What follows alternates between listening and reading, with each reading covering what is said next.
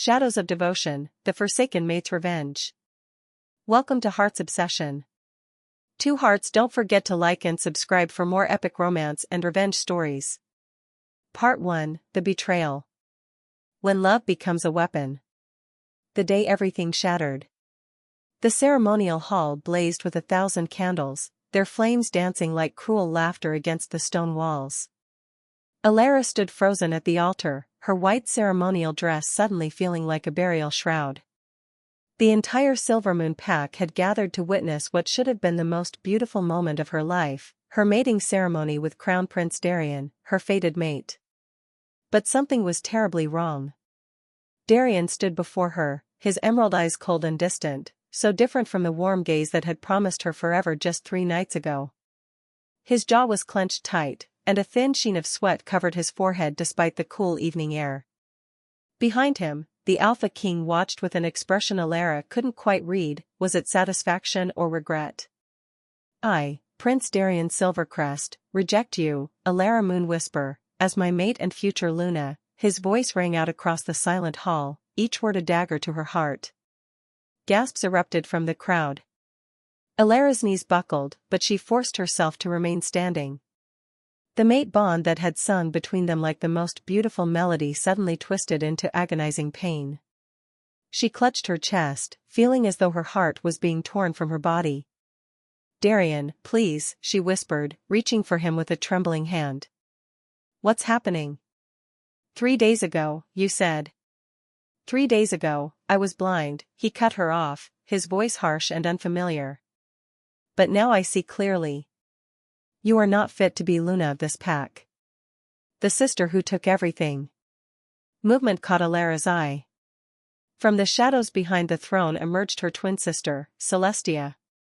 But she looked different, radiant, almost glowing, wearing a dress of midnight blue that seemed to shimmer with its own light. Her golden hair cascaded down her back like a waterfall of sunshine, and her violet eyes sparkled with something that made Alara's stomach turn. Triumph. Celestia glided across the floor with inhuman grace, and the crowd parted before her like water. She moved to stand beside Darien, and Alara watched in horror as her sister's hand slipped into the prince's. Darien's cold expression melted instantly, replaced by a look of absolute adoration as he gazed down at Celestia. "Forgive me, sister," Celestia said, her voice dripping with false sweetness. "But some women are simply destined for greater things. The prince needs a strong Luna, not a weak little healer who can barely shift into her wolf form." The words struck like physical blows.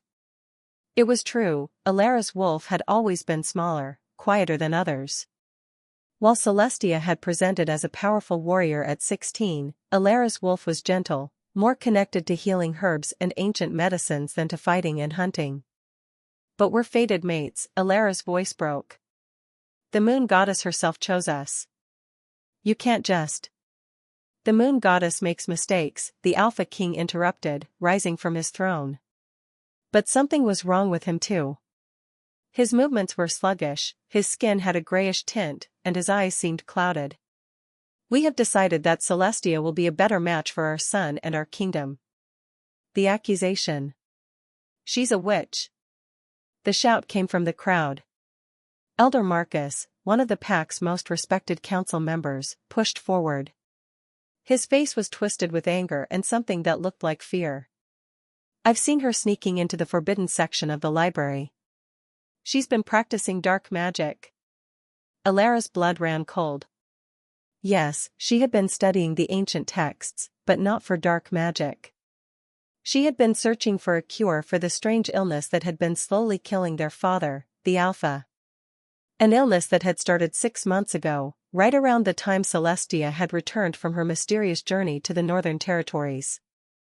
"That's a lie," Alara protested. "I was researching healing magic. Father is sick, can't you all see it? Someone is poisoning him." "Enough." Darien's voice cracked like a whip.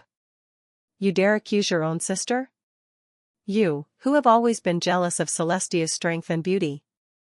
You tried to trap me with your pitiful mate bond, but I see through your schemes now." Tears streamed down Alara's face. This couldn't be happening. Just 3 nights ago, Darian had held her in his arms under the full moon. He had whispered promises of forever, had traced the line of her jaw with gentle fingers, had kissed her until she forgot her own name. "Darian, please," she begged one last time. "Look at me. Really look at me. Don't you remember? Don't you feel anything?" For just a moment, something flickered in his eyes: recognition, pain, resistance. His hand twitched toward her, and Alara's heart leaped with desperate hope. But then Celestia leaned close to him, whispering something in his ear, and the moment shattered. Darian's expression hardened once more, and he turned away from Alara as though she were a stranger. The banishment. Alara Moon Whisper, the Alpha King's voice was weak but final. "For the crime of practicing forbidden magic and attempting to manipulate the Crown Prince, you are hereby banished from the Silvermoon Pack. You have until dawn to leave our territory. If you are found within our borders after sunrise, you will be executed."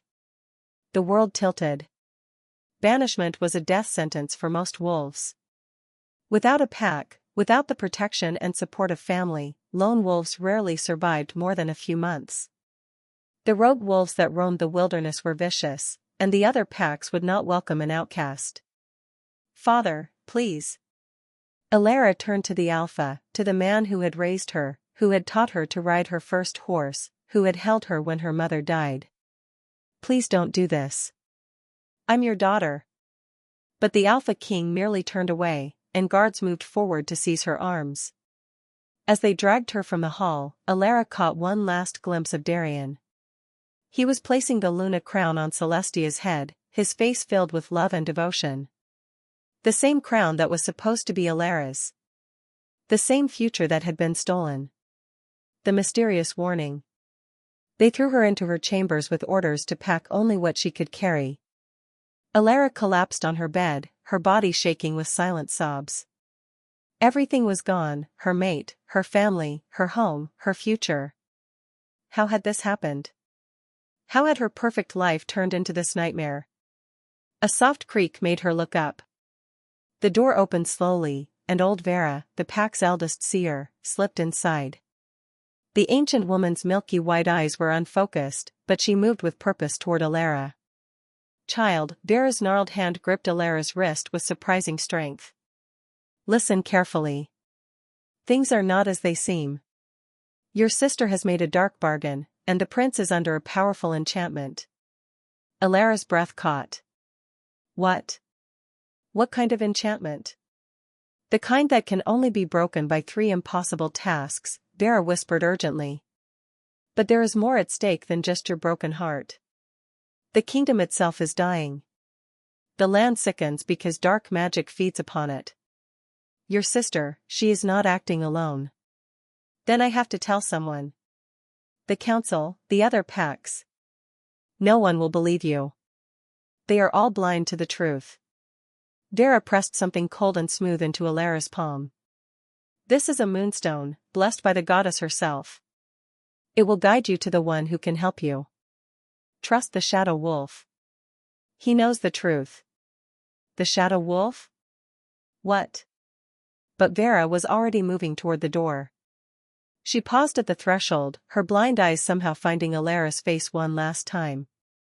"Remember, little healer, your weakness is your greatest strength. The goddess does not make mistakes, even when we cannot understand her plan." Then she was gone, leaving Alara alone with more questions than answers. Into the darkness. Dawn came too quickly. Alara had packed a small bag with clothes, dried food, her healing herbs, and the mysterious moonstone. She had cried all her tears, and now only a hollow numbness remained. The guards escorted her to the eastern border, where the pack's territory ended and the wild forest began. No one came to say goodbye. Not her father, not her friends, not even the servants who had helped raise her. It was as though she had already ceased to exist. As the first rays of sunlight broke over the mountains, Alara stepped across the border. The pack bond that had connected her to every member of Silvermoon since birth snapped like a rotten rope, leaving a void in her chest that made her gasp. She was truly alone now. Alara walked for hours, following no path, caring little about direction. Let the rogues find her. Let the wilderness claim her. What did it matter anymore? But as the sun climbed higher and the forest grew denser, Alara became aware that she was being followed. The prickling sensation on the back of her neck grew stronger with each step. She quickened her pace, her heart beginning to pound. A branch snapped behind her. Alara spun around, her hand instinctively reaching for the small dagger at her belt. The forest was silent, but she could feel eyes watching her from the shadows between the trees. "Show yourself." Her voice was braver than she felt. For a long moment, nothing happened. Then, slowly, a figure emerged from the darkness between two ancient oaks. The Shadow Wolf. He was tall, taller than any wolf she had ever seen, with shoulders broad enough to block out the sun. His hair was black as midnight, falling to his shoulders in waves that seemed to absorb the light around them. But it was his eyes that stopped her breath. They were silver, not the common gold or brown of most wolves, but pure silver that seemed to glow with their own inner light. And they were looking at her with an intensity that made her feel completely exposed. "Who are you?" Alara demanded, though her voice trembled slightly. The stranger tilted his head, studying her with those unsettling silver eyes. When he spoke, his voice was deep and rough, like distant thunder. "My name is Kale. And I've been waiting for you," Alara Moonwhisper. Her blood ran cold. "How do you know my name?" "I know many things." He took a step closer, and she noticed he moved with the fluid grace of a predator. "I know you were rejected by your mate. I know your sister stole your crown.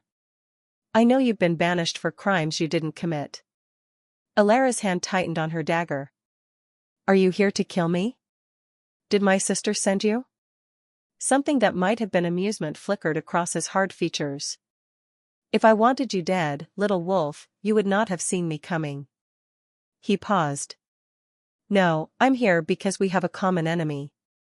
Your sister took something from me too, and I intend to make her pay." "I don't understand. What could Celestia possibly have?" "She killed my mate." The words were soft, but they carried a weight of grief and rage that made the air feel heavy. 3 years ago, your sister came to my territory with sweet words and false promises. She poisoned my Luna and made it look like I had done it. My own pack turned against me. I've been a rogue ever since, hunting for the truth and for revenge." Alara's mind reeled. Could this be true? Was Celestia capable of such evil? "I don't know if I believe you," she said carefully. "Why should I trust you?" Kale reached into his coat and pulled out a small object. He tossed it to her, and she caught it automatically. It was a locket, silver and delicate, with the Silver Moon Pack crest engraved on its surface. "Open it," he commanded. With trembling fingers, Alara opened the locket. Inside was a miniature portrait of a beautiful she-wolf with kind eyes and a familiar smile. And next to it, a lock of golden hair the exact shade of Celestia's. "I found this in my mate's chambers after she died," Kale said quietly. "Your sister was there. I smelled her scent. But I had no proof, and no one believed a rogue's word against a pack princess." Alara looked up at him, seeing the pain etched in the lines of his face, the ancient anger burning in those silver eyes. "So what do you want from me?" "I want the same thing you want," Kale said, and now there was fire in his voice. "I want justice. I want revenge. I want to see Celestia pay for every life she's destroyed, every heart she's broken, every crime she's committed." He extended his hand toward her. "Come with me, Alara. Let me show you the truth about your sister. Let me teach you how to fight back. Together, we can bring her down." Alara stared at his outstretched hand. Every instinct screamed at her to run, to refuse, to keep walking into the forest alone. She didn't know this man. He could be lying. This could be a trap. But then she remembered Darian's cold eyes as he rejected her. Celestia's triumphant smile. Her father's silent betrayal. And old Vera's words echoed in her mind, "Trust the Shadow Wolf." He knows the truth. Slowly, Alara placed her hand in Kale's. His fingers closed around hers, warm and strong, and something sparked between them, not a mate bond, but something else. Something like recognition. Like the joining of two souls who had both been broken by the same evil. Good, Kale said, a fierce smile crossing his face. Then let's begin. Your sister thinks she's won, but she has no idea what's coming. We're going to make her regret the day she ever crossed us. As they walked deeper into the forest together, Alara felt something stirring inside her. Not the broken, rejected wolf who had left the pack at dawn, but something new. Something stronger. Something dangerous. Celestia had taken everything from her. But Alara was going to take it all back, and more. The game had only just begun. Part 2, The Transformation. From weakness to power. The hidden territory. 3 days of hard travel brought them to a place Alara had never known existed. Kale led her through a narrow canyon, so tight they had to walk single file, and into a hidden valley that seemed to exist outside of time itself. The Shadow Vale, as Kale called it, was home to dozens of wolves, all of them rogues, all of them outcasts, all of them bearing the scars of betrayal. There were warriors who had been falsely accused, healers who had questioned corrupt alphas, lovers who had defied arranged matings. Each had a story of injustice, and each had found refuge here under Kale's protection. Welcome to your new home, Kale said as they emerged into the central clearing. Here, you're not a banished Omega. You're a wolf with potential. The camp was more organized than Alara expected. Sturdy cabins circled a large training ground where wolves sparred in both human and wolf forms. Gardens grew in neat rows, and the smell of cooking meat drifted from a communal kitchen. This wasn't a desperate collection of rogues barely surviving, this was a real pack, just one without official recognition. A scarred female wolf approached, her auburn hair braided back from a face that had once been beautiful before someone had carved 3 deep lines across her left cheek. So this is the Silvermoon Princess, she said, looking Alara up and down with skeptical eyes. She doesn't look like much. Neither did you when you arrived, Kale replied mildly. Give her time, Raven. Raven snorted but didn't argue. Fine. But she pulls her weight like everyone else. No special treatment just because she used to wear pretty dresses. The first lesson. Kale showed Alara to a small cabin on the edge of the camp. It was simple but clean, with a bed, a table, and a fireplace. After the luxury of the pack house, it should have felt like a punishment. Instead, it felt like freedom. Rest tonight, Kale told her. Tomorrow, your real education begins. But Alara couldn't rest. As darkness fell and the camp settled into sleep, she sat by her window, staring at the moonstone old Vera had given her. In the moonlight, it seemed to pulse with a soft blue glow. What was she supposed to do with it? How could it help her? A knock at her door startled her. Kale entered without waiting for permission, carrying 2 cups of something that steamed in the cool night air. Can't sleep? He asked, handing her one of the cups. Too many questions, Alara admitted. She sipped the drink, some kind of herbal tea that tasted of mint and something sweeter. Kale, you said you've been hunting Celestia for 3 years. What have you learned? He settled into the chair across from her, his silver eyes reflecting the moonlight. Your sister is not working alone.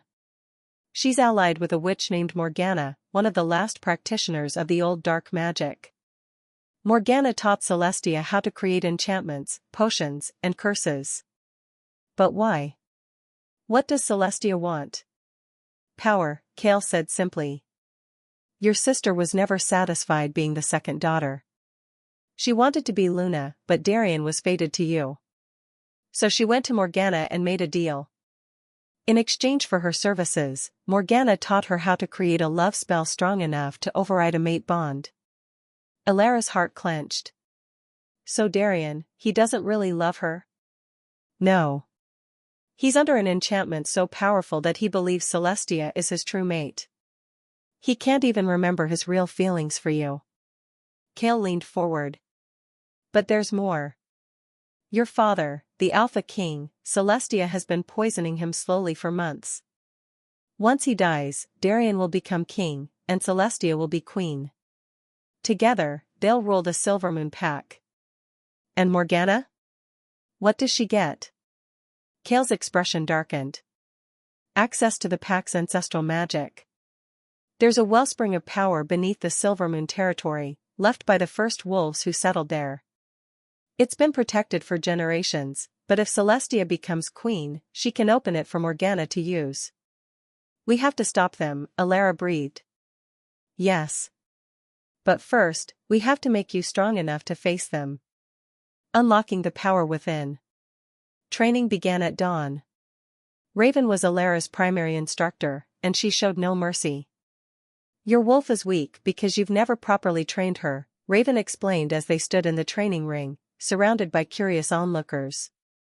You've spent your whole life hiding, being the gentle healer, the one who doesn't cause trouble. But power doesn't come from hiding. It comes from embracing who you truly are. Alara tried to shift into her wolf form, but it was slow and painful, as it always had been. Her wolf was small, barely larger than a normal wolf, with pale gray fur that seemed almost white in the morning light. Pathetic, someone muttered from the crowd. Shame burned in Alara's chest, but Raven held up a hand. Stop. Look closer. See past the size. The wolves fell silent, and Alara felt their eyes on her. In her wolf form, she felt exposed and vulnerable. Then Kale stepped forward. He circled her slowly, studying her with those intense silver eyes. Your wolf isn't weak, he said finally. She's been dormant. There's a difference. He knelt beside her, and Alara's wolf instinctively tensed. But Kale simply placed his hand on her head, between her ears, and closed his eyes. Feel the earth beneath your paws, he said softly. Feel the life flowing through everything around you, the grass, the trees, the other wolves. Your power isn't in strength or speed, Alara. It's in connection. In healing. In the old magic that flows through your bloodline. As he spoke, Alara felt something awakening inside her. It was like a door opening in her mind, revealing rooms she never knew existed. Energy flowed into her from the ground, from the air, from the living things all around her. Her wolf form began to shimmer. The pale gray fur took on a silvery sheen, and her eyes, when she caught her reflection in a nearby water barrel, had turned the same glowing silver as Kale's. Gasps rippled through the crowd. Impossible, Raven whispered. She has the mark of the moon goddess. The revelation. That night, Kale explained the truth that had been hidden from her all her life. You're not just any healer, he said as they sat by the fire. You're a moonblast, a direct descendant of the first wolves who were created by the goddess herself. That's why your wolf was dormant, she was waiting for you to be ready to handle that kind of power. Alara stared at her hands, which still tingled with the energy she had felt during training. But if I'm so special, why did no one in my pack ever notice? Because Celestia knew, Kale said grimly. She discovered the truth about your bloodline, and she's been suppressing your power since you were children. The herbs she always insisted you take for your weak constitution? They were dampening your abilities. Rage flooded through Alara. She's been poisoning me? Not poison exactly. More like, locks on your power. But now that you're free from her influence, those locks are breaking. You're becoming what you were always meant to be. Over the following weeks, Alara trained relentlessly. Raven taught her to fight with claws and teeth. A grizzled old wolf named Torn taught her strategy and pack tactics. And Kale.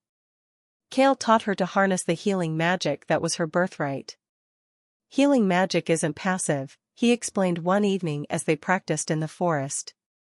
It's about balance. Life and death are two sides of the same coin. You can give life, but you can also take it away. He showed her how to channel her energy into offensive attacks, how to use her connection to the living world as a weapon. She learned to command plants to grow and entangle enemies, to draw strength from the earth itself, to heal her own wounds in the middle of battle. But more than the physical training, she was learning something else. She was learning to trust herself, to believe in her own worth, to see the strength that had always been inside her. Dangerous feelings. As the weeks passed, Alara found herself drawn to Cale in ways that confused and frightened her. He wasn't her fated mate, that bond had been with Darian, and even though it was rejected, the mark of it still lingered in her soul. But what she felt for Cale was different. It was built on shared pain, mutual respect, and the strange intimacy that came from training together every day. He pushed her, challenged her, believed in her when she couldn't believe in herself. One night, after a particularly grueling training session, they sat by the river that ran through the vale. Alara was washing blood from a cut on her arm. She'd finally managed to land a hit on Raven, though the older wolf had retaliated swiftly. "You're getting stronger," Cale observed, watching her with those penetrating silver eyes. "Thanks to you," Alara said. "I never knew I could be this." "You always were this," Cale corrected. "You were just buried under layers of other people's expectations and lies." They sat in comfortable silence for a moment. Then Alara asked the question that had been gnawing at her. "Do you still love her? Your mate who died?" Cale was quiet for so long she thought he wouldn't answer. "I love her memory," he said finally. "I love what we had. But she's gone, and I've learned that grief can either destroy you or forge you into something stronger. I chose strength." He turned to look at her fully. "What about you? Do you still love the prince?" Alara considered the question honestly. "I don't know. I loved who I thought he was. But the Darian who rejected me, who looked at me like I was nothing. I don't know that person. And I don't know if I can forgive him, even if he was under an enchantment." "Good," Cale said, and there was approval in his voice. "Forgiveness is earned, not given freely. Don't let anyone tell you otherwise." His hand moved to cover hers where it rested on the ground between them. The touch was warm, solid, real. Alara's breath caught, and when she looked up, she found Cale watching her with an expression she couldn't quite read. "Alara," he said softly. "I need you to understand something. When this is over, when we've brought down your sister and freed the prince from his enchantment, you'll have choices to make. About your future. About where you belong." "What do you mean?" "Darian might want you back. The pack might welcome you home. You could reclaim everything that was stolen from you." He paused. "Or you could stay here. With us. With me." The implication hung in the air between them. Alara's heart pounded. This was dangerous territory. Her emotions were already tangled enough without adding this complication. But she didn't pull her hand away. "I don't know what I want yet," she admitted. "Right now, all I can think about is stopping Celestia. Everything else. I can't see past that." Cale nodded slowly. "That's fair. Just know that whatever you choose, I'll respect it. But I won't pretend I don't care what that choice is." Before Alara could respond, a howl split the night, sharp, urgent, warning. They were on their feet instantly, running back toward camp. As they burst into the clearing, they found the pack assembled, all eyes turned toward a bloodied wolf who had collapsed in the center of the training ground.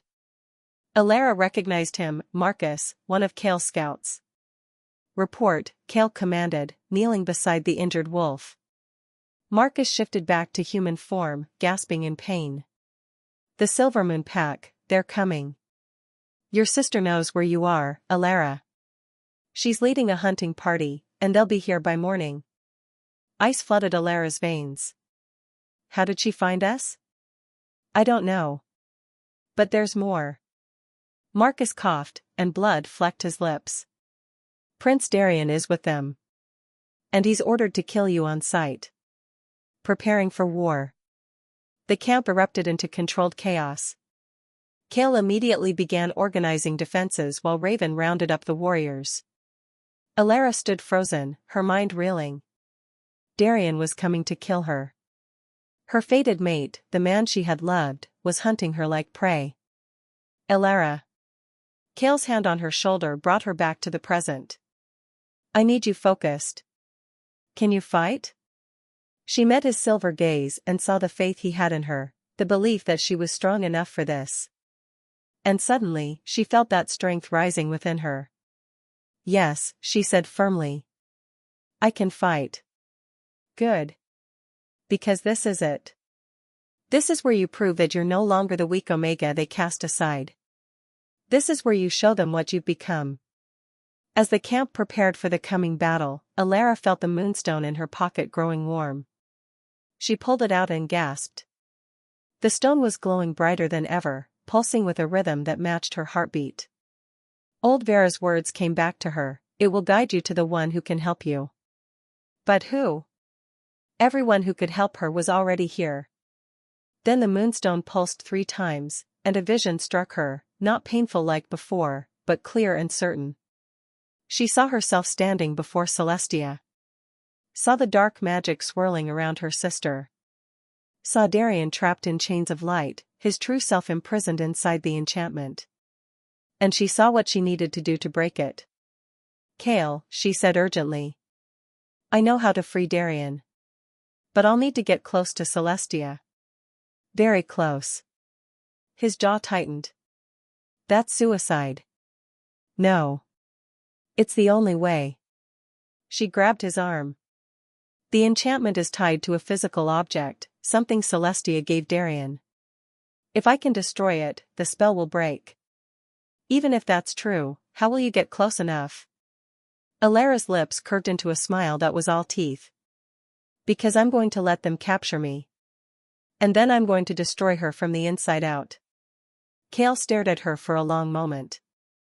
Then, slowly, he smiled back, a fierce, proud expression that made her heart skip. You really have changed, he said. Yes, Alara agreed. And it's time Celestia learned exactly what she created when she threw me away. As dawn approached and the sounds of the hunting party grew closer, Alara stood at the edge of camp, silver eyes glowing in the pre-dawn darkness, ready to face the family that had betrayed her. The weak Omega was gone. In her place stood something far more dangerous, a moonblessed warrior with nothing left to lose and everything to gain. Let them come. She was ready.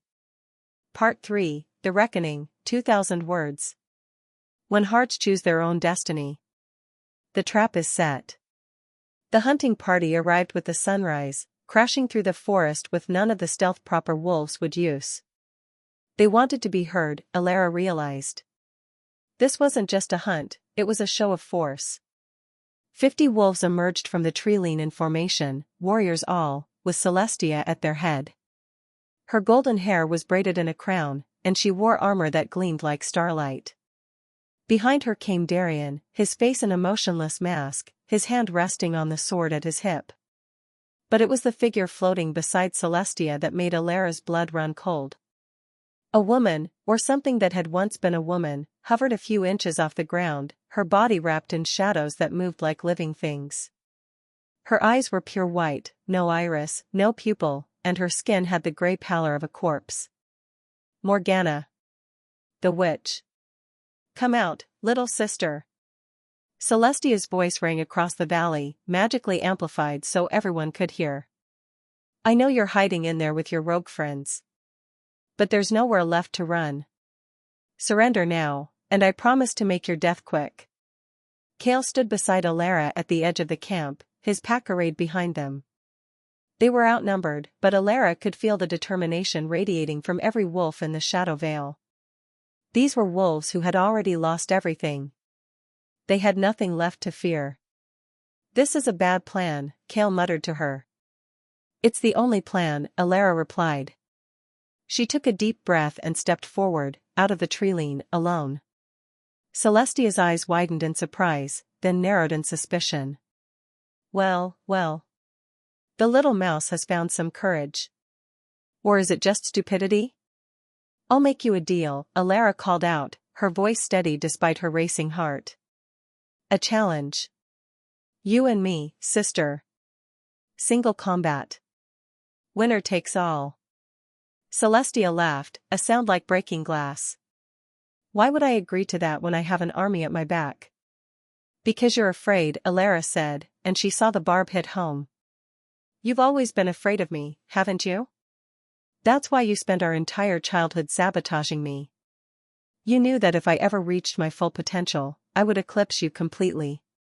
Rage flashed across Celestia's beautiful face. You? Eclipse me? You're delusional. Then prove it, Alara challenged. Fight me. Show everyone here that you're the stronger sister. Unless you'd rather hide behind your army and your witch like the coward you are. The insult was calculated. Celestia had always been proud, always needed to prove herself the best. And sure enough, Alara saw the moment when pride overrode caution. Fine, Celestia hissed. I'll enjoy killing you myself. She turned to Morgana. Stay out of this. I want to savor it. The witch smiled, revealing teeth that were too sharp, too many. As you wish. But if you fail, I will take her myself. The battle begins. The two armies fell back, forming a circle around an open stretch of ground. Alara and Celestia faced each other across 20 feet of grass that would soon be stained with blood. Any last words? Celestia asked, already beginning her shift into wolf form. Yes, Alara said. I forgive you. The word stopped Celestia mid-shift. What? I forgive you for being weak. For being so insecure that you had to destroy me to feel powerful. I pity you, actually. Because even with all your magic and your schemes, you'll never be happy. You'll never be enough, not for yourself, not for anyone. The word struck deeper than any physical blow could have. Celestia's face contorted with fury, and she completed her shift in an explosion of rage.